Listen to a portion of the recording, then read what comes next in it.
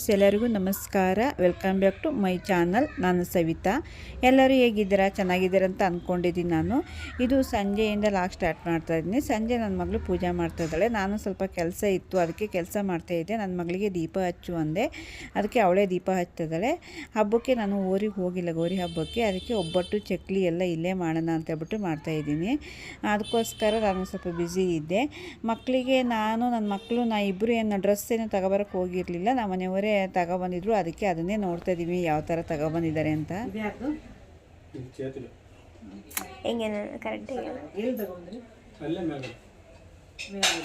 ನಿಮ್ಮ ಅಂಗಡಿ ಹತ್ರ ಚೆನ್ನಾಗಿರುತ್ತೆ ಬಾಬಾ.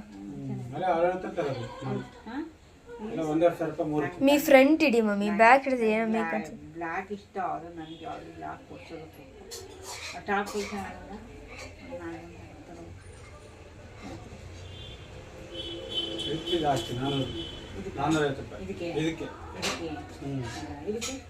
ಅವಕ್ಕೆ 350, ಪ್ಯಾಂಟಿಗೆ 650.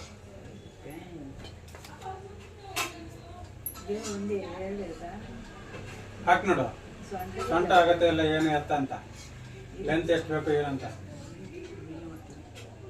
ಕಟ್ ಮಾಡಿ ಹೊಲ್ಕೊಂಡ್ ಕೊಡ್ತೀನಿ. ಹಾಂ, ಲೆಂತ್ ತುಂಬ ಉದ್ದ